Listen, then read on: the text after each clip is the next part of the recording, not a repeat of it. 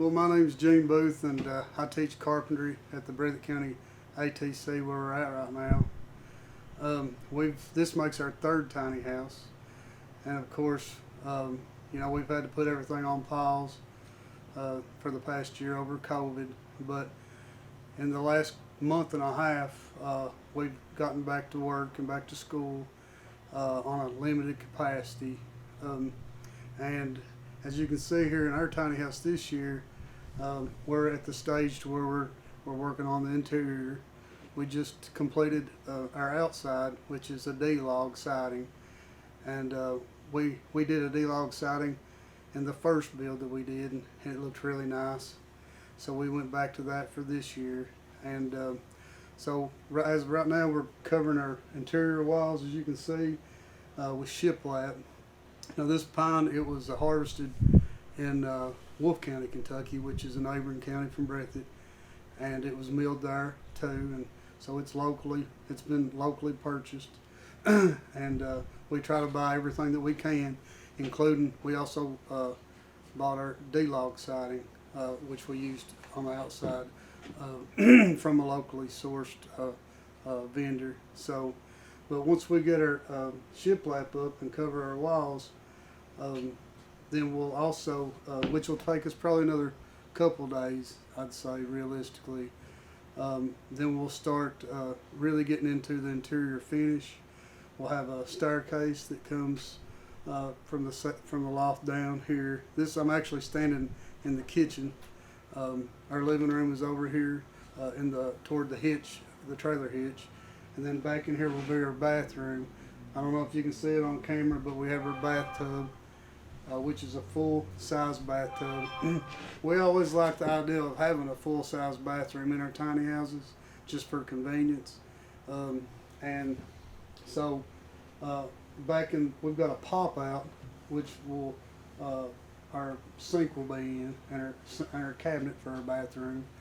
Our toilet will be located over here, and we'll have a partition in the wall.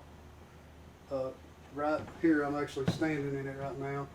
So we'll have a really good sized bathroom, and we'll have what we call a pocketed door for our bathroom.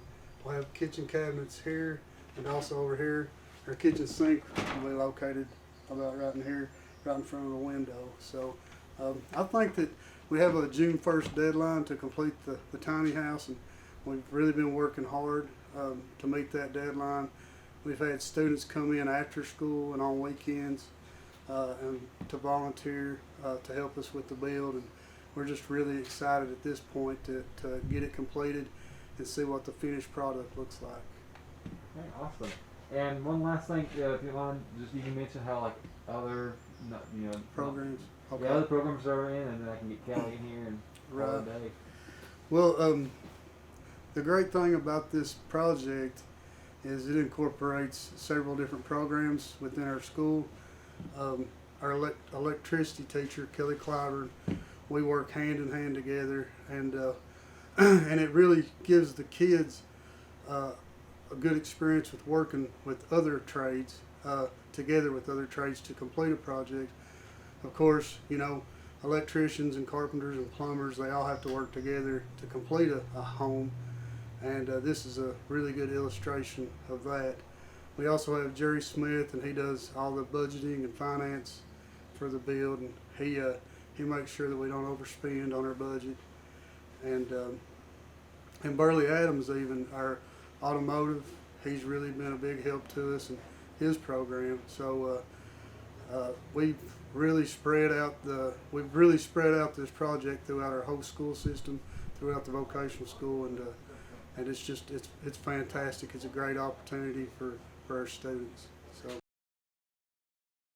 Hey everybody, my name's Kelly Clyburn.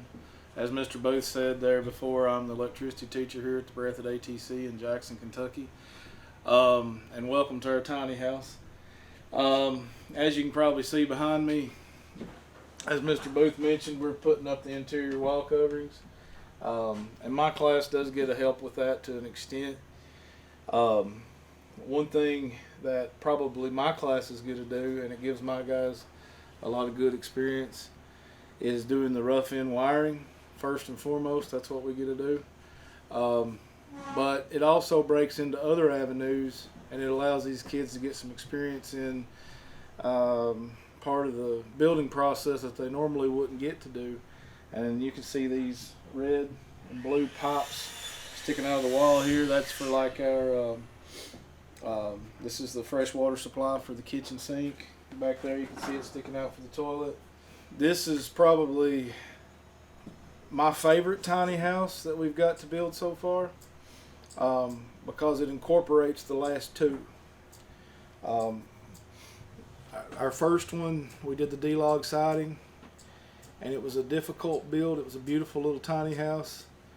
And then our second one, we did more of a, Mr. Booth could tell you what the style is, I guess, but this is more a simpler build, but we incorporated the best parts from both into this one. So this one's the best of both worlds, I would say. There's just been so many obstacles, of course, you know, COVID's one, but then we had the flooding. So we've had this tiny house set up here twice now. This is the second time it's been blocked up and leveled. We just outside this door about a month ago, you would have been standing in 4 feet of water. So we had to tie to it, pull it up to higher ground, and rescue it. So there have been a lot of obstacles, but all in all, I mean, these are great projects. We were talking earlier how it enables us to teach the kids. It enables us to have the resources to teach the kids without tapping into the school's budget. And at the same time, it allows what would have been in our school budget to be used for the other programs. So I really can't speak enough of what a blessing it is to be able to build these tiny houses and bring our students into it.